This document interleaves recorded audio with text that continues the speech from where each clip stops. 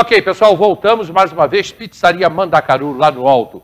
Ali pertinho da feirinha do Alto. Mandacaru. Mandacaru é a pizzaria, hein? É a pizzaria. Minha gente, eu estou conversando hoje com o pastor João. Eu estou impressionado com as coisas que a gente está falando aqui no intervalo, né? A dificuldade que se tem hoje em você que tem uma pessoa que usa drogas, ou que usa bebida, a cachaça também é, o álcool, no geral, também é uma droga, né? É uma droga lícita, né? As pessoas bebem, isso a gente vê aí pela rua. E essas pessoas são doentes. E o João estava explicando a dificuldade que se tem hoje, né? Que sempre se teve em cuidar dessas pessoas. Um dia, talvez, o Brasil possa evoluir espiritualmente ao ponto de entender que essas pessoas são doentes, sabe? Eu acho isso, João. Eu acho que é falta de entendimento espiritual, que a pessoa vai na igreja, a pessoa vai no culto, acha que está em paz com Deus, mas é incapaz de cuidar de uma pessoa alcoolizada, enfim. Eu vejo assim, eu acho que o drogado é visto como bandido. Hoje existe um preconceito muito grande em relação a essas pessoas que são portadoras da dependência química. Há algumas perguntas que eles perguntam para a gente, né? João, mas todos são dependentes químicos? Não, existe vários tipos de usuários, né? O usuário eventual, habitual, enfim, e tem aquele usuário compulsivo, que é um perigo que pode vir desencadear uma dependência química, né? E, na verdade, a dependência química são vários fatores que vai levar essa pessoa a fazer uso de substância, né? Aqui a gente poderia numerar vários fatores que levam esse indivíduo a fazer uso de substância. Vou citar um aqui, ausência de paternidade. Isso é muito forte nas pessoas que vêm buscar ajuda através do Kairos, né? Então, esse é um dos fatores que vai levar esse indivíduo a fazer uso de substância. Mas, João, isso justifica? Não, mas isso vai contribuir, né? Porque muitas vezes, mas fulano de tal tem pai. Mas essa paternidade, na verdade, a gente fala que o pai presente, mas a paternidade ausente. Não existe paternidade, né? Então a gente tem que ter esse cuidado. Frustração, decepção. São pessoas que não sabem lidar com esses conflitos. E aí, qual é a fuga deles? As substâncias. Então, atrás dessa pessoa tem uma história. Eu acho que se a gente parar um pouquinho e olhar essa pessoa como ser humano, eu tenho certeza, eu não gosto muito de achismo, não. Eu tenho certeza que a gente poderia contribuir mais um pouquinho com essas pessoas que sofrem muito preconceito hoje. Não só em Teresópolis, a gente está falando a nível mundial. Existe um preconceito muito grande, né? Porque quando a gente fala de substâncias, né, vem o álcool, né? Vem o tabaco, isso tudo é substância, mas são o quê? Como você falou logo no início, são substâncias o quê? Legalizadas. E aí a gente tem maior dificuldade de ter esse entendimento hoje, que é um assunto muito complexo, a gente não está falando nesse assunto agora, mas tem que citar ele, que é a maconha, né? Todo mundo querendo legalizar, mas se você buscar na estatística, quais são as substâncias que mais matam? São as legalizadas, que é o tabaco e o álcool. Aí você imagina, legaliza mais uma substância dessa, com certeza o índice de mortalidade vai aumentar muito aí. E aí é essa a nossa preocupação com essas pessoas. Eu sou radicalmente contra isso. Jamais legalizar a maconha. Eu acho que o álcool, em geral, e o tabaco, o cigarro eu não sei quanto é que custa um cigarro. Não tenho a mínima ideia. Quanto é que custa um cigarro? Eu acredito aí, dependendo da marca, uns 8, 7 reais. Devia custar 50. Tá? Devia custar 50. Essas cachaças baratinhas que os caras compram aí, eu não sei quanto é também, mas deve ser 2 ou 3 reais, não devia nem ter para vender. Não devia nem vender isso aí. Mas é isso que ocorre, Hélio. A pessoa vai usando e daqui a pouco, infelizmente, isso também, tenho certeza aí que de repente tem algum médico nos assistindo aí, com certeza, isso também pode ser genético. Né? Eu não sei quando você vai no médico, quando eu vou também, as pessoas me abordam sobre o câncer. Você tem alguém na família que tem câncer? Não pergunta isso. Então, a dependência química é a mesma coisa. Tem alguém que é dependente, então isso também pode ser genético. Então, é essa preocupação que a gente tem hoje com essas pessoas que sofrem essa discriminação. Você pode observar que a maioria é discriminada, até mesmo para a gente captar recursos, é muito difícil. É muito mais fácil você sensibilizar um empresário com criança do que com dependente químico. Então, é muito complicado e hoje o Kairos, a gente tem sido assim, uma ferramenta para contribuir com essas pessoas que têm essa patologia, que não tem cura. Não tem cura, não tem cura. Na verdade, quando você fala dessa espiritualidade, é essa espiritualidade que a gente usa até um nome lá legal dentro das comunidades, das clínicas, poder superior, que é Deus, cara. Se eles não trouxerem a fé deles através desse Deus, não tem como, cara. Não tem como um tratamento ser eficaz. Você diz ele, a vítima. A vítima, que é o dependente químico. O dependente. É, porque se ele não trabalhar a espiritualidade, pode esquecer. Independente da espiritualidade, naquilo que ele crê. Você está entendendo? Se ele não trabalhar isso... Hoje, os Estados Unidos, a gente sabe que é pioneiro nos estudos, enfim, e hoje eles falam nos grandes congressos que a gente participa, FreeMind, na Associação Brasileira de Estudos sobre Álcool e Outras Drogas, eles dizem o seguinte: a espiritualidade é fundamental no tratamento para pessoas que são dependentes químicos. E como é que você aplica isso? Então, aquilo que eu falei para você, a gente trabalha os 3 níveis. Corpo.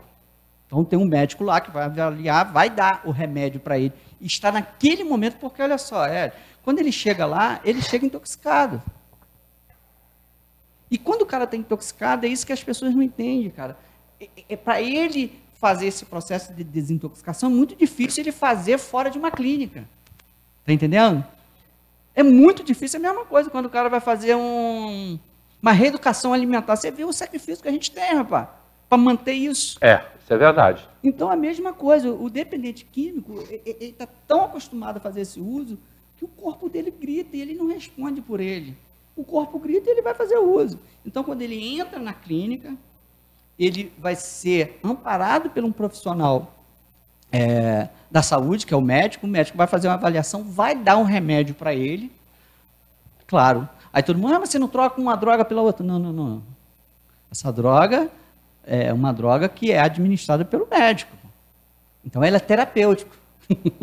Você está entendendo? É isso que as pessoas não entendem. Lógico, vai tomar um remédio, porque se eu tirar toda essa substância dele não ter um amparo médico, esse cara pode dar um surto lá dentro e ter vir a óbito lá dentro. Pode até morrer. Pode até morrer por falta da substância. Então, o médico vai avaliar, ele vai tomar um medicamentozinho para tirar um pouco da ansiedade, para fazer a desintoxicação. E aí sim, a gente trabalha o corpo, a alma. Eu tenho lá o psicólogo. Mas esse trabalhar com o corpo leva meses. Leva. Isso depende muito do grau, nível de dependência química do indivíduo. Você está entendendo? Então, a gente tem esses programas de acordo com a dependência química dessa pessoa. Eu tenho 21 dias para aquela pessoa que está começando agora a fazer uso. Tá logo, a gente chama de namoro, de noivado, de lua de mel com a droga. Então, eu tenho um plano lá, um programa de 21 dias para fazer a desintoxicação. E conscientizá-lo, a gente tem que conscientizá-lo que esse indivíduo ele tem uma doença. Que aí ele toca a vida dele normal. Quantas patologias que tem aí, que tem tratamento, e a pessoa leva a vida dele normal. Hoje, o HIV, logo quando surgiu, foi um susto para a população, não foi isso? Todo mundo tinha um medo, um preconceito danado. Hoje, quando o cara fala, não, eu sou portador do HIV, você quase nem vê. O cara faz o tratamento e vida normal. E assim é o dependente químico. Ele fazendo o tratamento, ele pode ter uma vida normal. Tá? Por isso que eu trabalho físico, alma, que é o psicólogo, e a espiritualidade. Aí eu quero saber, aonde entra o pastor João então, a gente tratamento desse? O pastor João, junto com uma equipe, nós temos uma equipe de capelania. E aí essa capelania, respeitando ali rótulo, a gente fala desse poder superior, que é Deus, em cima dessa espiritualidade, e aí a gente trabalha toda essa espiritualidade paralelo junto ao corpo e à alma. E assim é ela que vai trazer o equilíbrio para que a gente venha ter um tratamento eficaz. Sem isso, pode esquecer. Mas aí você vai pegar uma pessoa... Aí a pergunta ao pastor. Aí, pastor, você vai pegar uma pessoa numa situação lastimável, você já passou por isso muitas vezes, e que não acredita em nada. Não acredita mais em Deus, o cara desacreditou de tudo. Então, o que ocorre? Quando ele como eu te falei, a minha internação é voluntária. Querendo ou não, eu vou trabalhar isso com ele. Você está aqui porque você quer.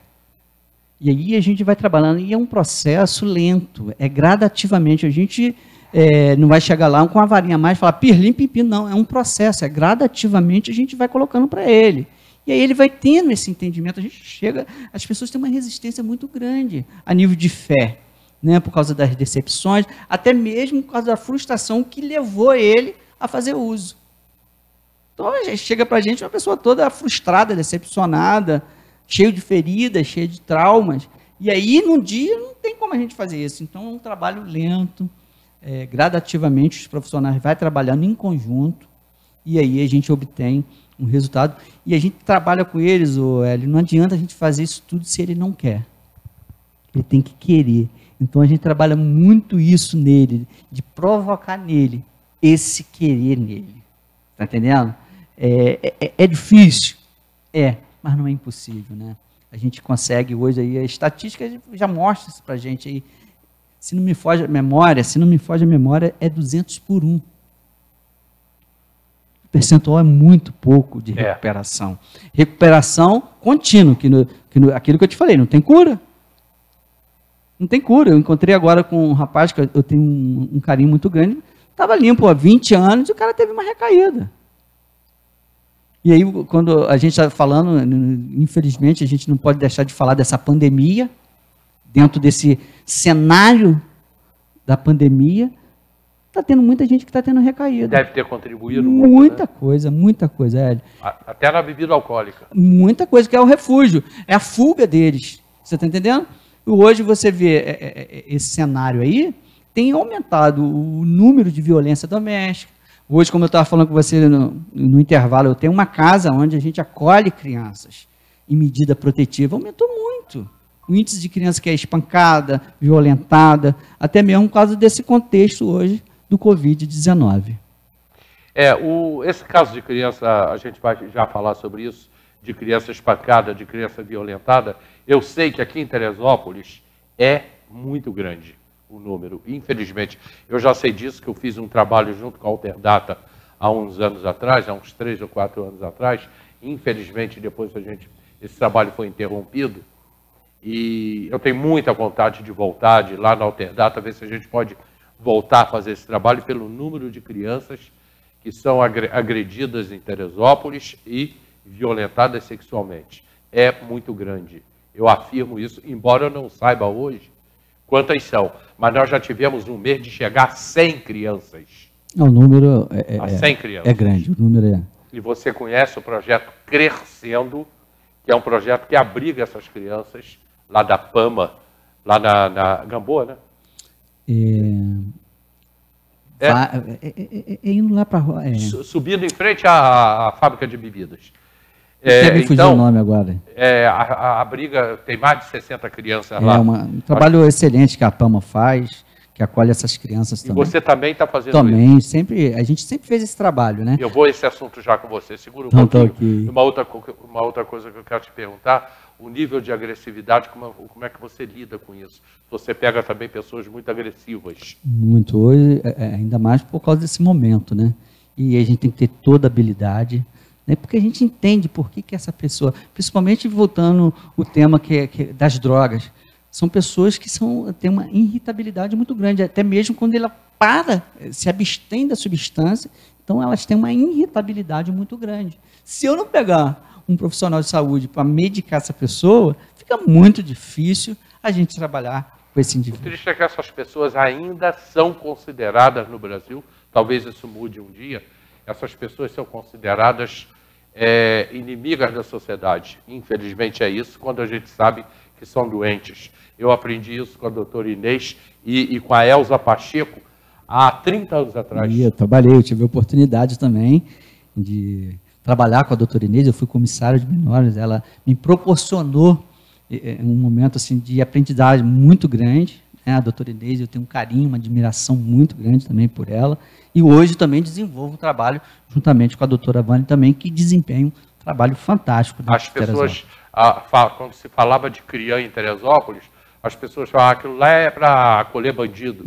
Meu Deus, aí E eu confesso que eu cheguei a pensar parecido com isso uma vez. Até que um dia a Elza e a doutora Inês, eu fui lá conhecer o CRIAN, que não é mais CRIAN, agora é o CRIARTE, lá na Ponte Santa, na Portelinha. Né? Fui conhecer, quando eu cheguei lá eu vi vítimas. Eu não vi, eu vi vítimas, são vítimas. Vítimas de uma sociedade omissa, que é a nossa sociedade, né? Principalmente Teresópolis, ou terrazinha hipócrita. Mas não vou entrar nisso, não. Eu estou indo para o comercial falando das óticas da gente. Óticas da gente, a ótica do preço baixo, aquela ótica que está cheia de promoção, e agora promoções, 30% de desconto para quem ganha, para quem tem mais de 60 anos. Você tem 60 anos ou mais, 30% de desconto, óticas da gente, a ótica do super preço, Teresópolis e Guapimirim. Nós voltamos já.